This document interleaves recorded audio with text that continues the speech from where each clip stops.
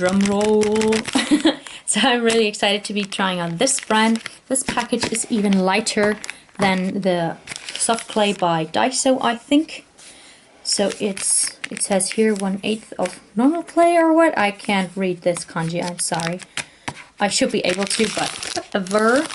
So there are no like weight measurements on the package, and it's all in Japanese, unfortunately. But it looks here like it's very stretchy and it picks up color really well. So they are using markers. It says right here, maka.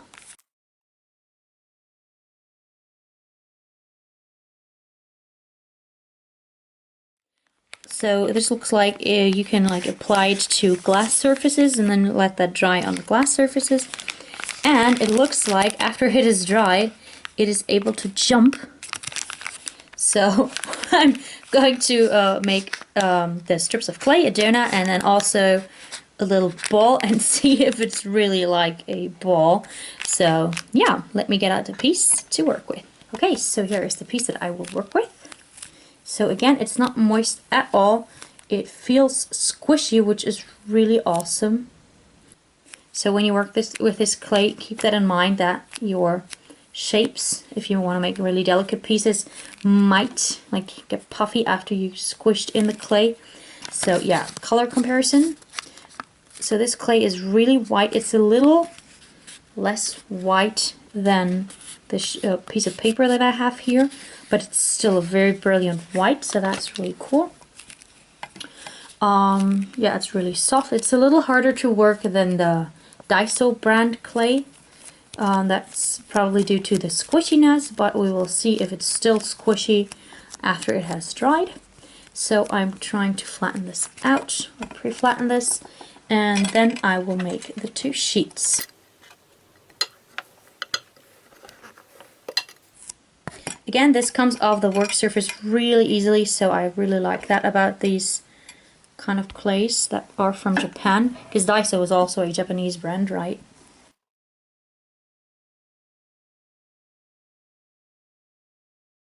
So I'm taking my scissors again, because this is really lightweight paper clay, and I'm cutting, and you can see it's a really smooth edge.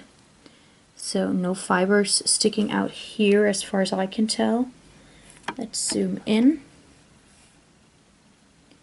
So there are some fibers, but I don't know, I can't see them clearly. So where is my blade? There it is. Let's try cutting with a blade. Get the same width as all the other pieces. So I just press this into the clay, and still you can barely see them. So the fibers are very much smaller than the fibers in the Daiso brand. So that's really neat. And then we will see if there are fibers sticking out. So it's really weird texture for me, because it is so squishy. I don't know if you can tell, it's puffing up again. So let's see. Whoop, it doesn't as easily rip apart as the Daiso brand clay, and you can see it's a rough surface, but as far as I can tell there are no fibers visible whatsoever. So that's really cool. So the fibers must be really, really tiny. So let me use this leftover piece to make the thinner sheets. Oh, it started to break here. See?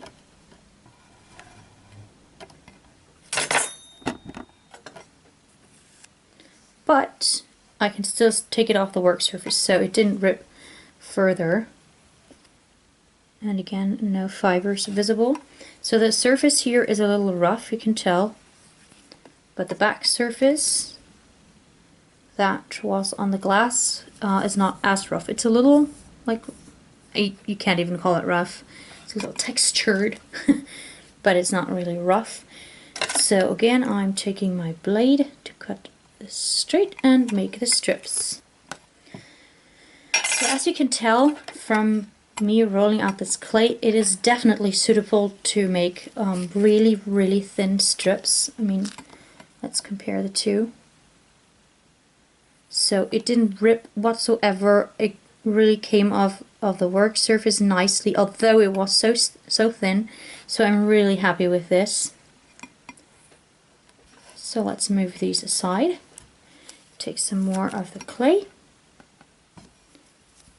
and try rolling out the snakes. And I'm kind of excited if this is going to work. Nope. Again, there seems to be air in it, so I'm just going to take one side and I'm going to try to flatten that. What? Sorry you guys, I keep moving the camera around. But again, there seems to be air in it.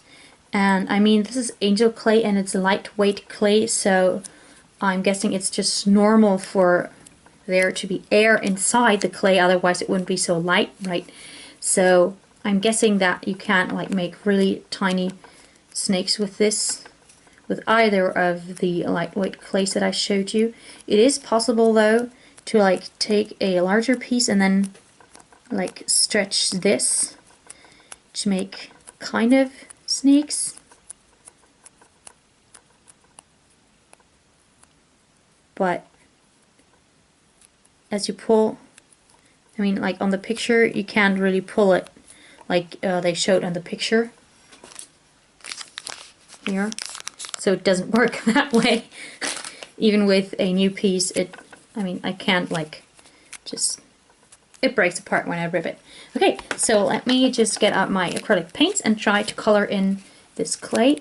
Although it says on the package that you have to use like water pens, the acrylic paints are also water-based as far as I know, so I'm just going to use those. And I'm going to try mixing those in. Okay, so it's getting darker by the minute. I hope that the camera still picks up the colors well. And it's starting to snow again. It's so weird. I mean, it's Easter, you know? Whatever. So this clay has become a little brittle. You can see it's like bumpy all over the place. So I'm going to try to roll this into a ball, which I did not succeed at, so I'm going to try to add a little water.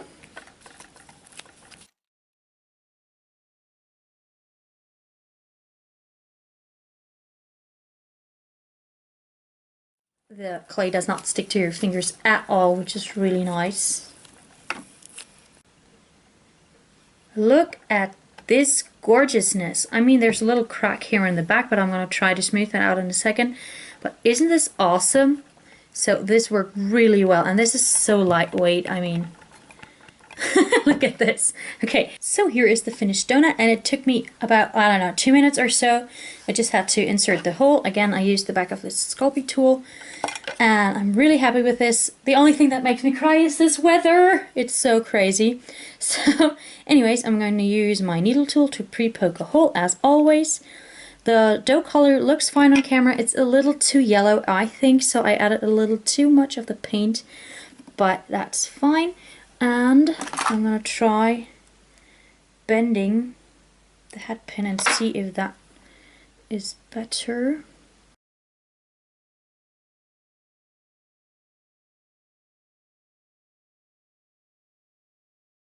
So let's try to dust on some chalk pastels.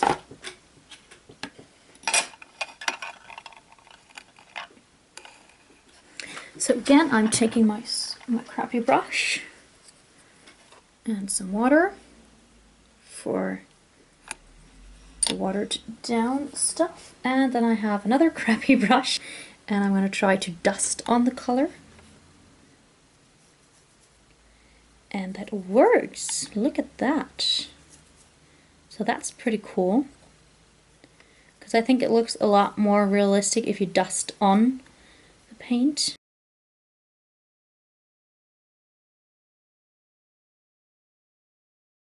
So again, it looks okay on camera.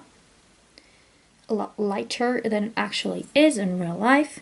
So, but still I am very happy with how this turned out. And again, it's lightweight clay. So let me set this aside and let it dry for a couple of hours or even a day. I think I'm gonna go with a day here, although when I touched the strips earlier they already felt dry, but this clay is not really moist, so it might have to do with that. So see you in a bit. Okay, quick synopsis. So this is my favorite clay right now because it is not moist, it doesn't stick to your fingers, it doesn't stick to the work surface. You can cut it with scissors, you can even cut it with the blade. It won't stick to anything, which is really cool. It was it wasn't sticky, squishy when I worked with it, and I hope that it will be sticky when it is dry. I will tell you when it is. What else? It picked up the color really well. I already mentioned this. I put in too much of the yellow, so only take like half of what you would usually use to color this clay because it picks up the color really well. You can dust on chalk pastels. I did not like try to use a wash of yellow paint or dough color paint to give it a more realistic look, but I'm guessing that it will also pick that up very well. It was very easy to work with it because the doughnut came out really well. It was really easy shaping it. It wasn't brittle or anything, and even when it dried off a little bit after mixing in the acrylic paint, it was no problem at all to mix in some water, and it didn't become sticky at all. It just became smoother again and really easily workable. And yeah, I don't know what else to say about this. The sheets that I rolled out work really well. Even the thinner sheet worked. I did not unfortunately manage to make a snake. Again, I think that's because this is air dry clay and it's lightweight clay, so I think it's because of that this doesn't work, because there's always some air in the center of the tube.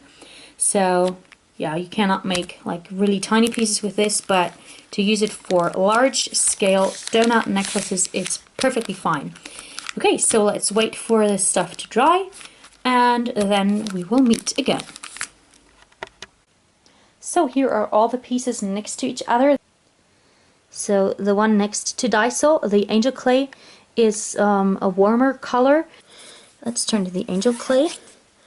This might not be fully dried yet, and it breaks. That's the thicker piece. And the thinner piece works pretty good. But you can see here it broke a little bit. So it might come off if I like fold it over some more times. This one right here. So that's the 12-hour pieces, and here are the other pieces. And again, this did not dry flat. I don't know why. I didn't pick it up yesterday. So this is really flexible, and it's also squishy. It's a lot squishier than the other pieces, and remember, they are all the same thickness, so there's no difference in thickness, but still this feels squishier. So that's really cool, but it does break, so it might not be fully cured yet. Let's look at the thinner piece. Oh, and I didn't imprint any numbers on here. I just indented it 2 times to mark it for the 24 hours. And the thinner piece is also squishy. This is so awesome.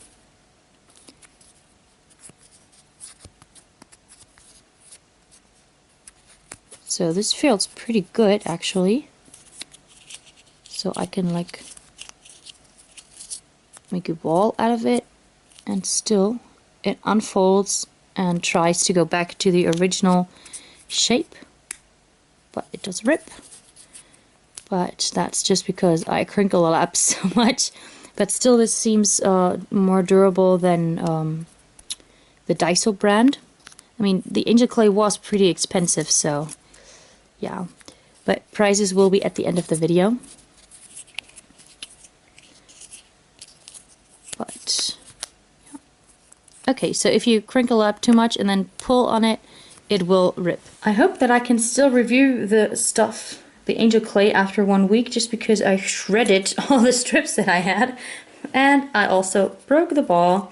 Sorry. So still, after 1 week, It still feels kind of rubbery, but that just gives me the feeling that it's more durable. But the pieces still do rip apart, so that's the thinner strip. Let's look at the thicker one. Yep, even that pulls apart, and it sounds like plastic. And the rubbery feel like adds to the feeling that this is actually plastic and not paper clay. And I'm just bending this in one direction and still it just rips. Okay, I just tried putting it in water and it also like becomes sticky again and stuff, so I don't know what it is with paper clays. I don't know if this is normal. You guys, please comment below, because I was actually planning on using paper clays, but I probably won't now. So I did try out like this bouncy ball that I made, and it is a little bouncy, but since it had a really irregular shape, it like bounced everywhere, so I couldn't really tell if it is like suitable to make little balls, flummies, or whatever they're called in English. So yeah, the plus, huge plus about this clay is that it is actually squishy. Very much so. So that's a plus. Unfortunately, I do not like how the donut turned out. So, I mean, I mixed it too dark, but the coloring is also not very nice. So, it does look, I mean, it does look kind of dusty, which is like more to the original. Like, it's more natural. But I don't think I like the way the clay picked up the paint. So, and the head pin comes right out, so that's a no-go. I still do not know how I can attach paper clay to necklaces, so I'm gonna have to figure that out. If I do, I will let you know. But yeah, and again, this is squishy. And the cool thing, let me try. I don't think you can see. You can't see because I'm shaking so much. Maybe now. So I think it was the same with the raw clay, that if you squish it, it didn't pop out right away. It slowly got thicker again, so that's a really cool effect. Still, I might not be using this, but it is a good clay. I do think it is a little pricey though. I think that was the most expensive one of all the 7 that I bought. But prices will be up later. Okay, so that's that. Yeah, I do think that this is a good clay. It is probably suitable for making whipped cream. Although I do think it is a little pricey for that. So there's no fibers visible or anything here. What's more, it does have a nice feel to it. So it's like satin-like. So it feels good to the touch. It is squishy, which is a plus. Again, I do not know if it's supposed to dissolve in water again. So, yeah. Okay, so I don't know about you guys. I'm putting this on the waiting bench, so to say, and I will compare all the brands that might be possible for me to use and let you know which is the winner at the end of this video.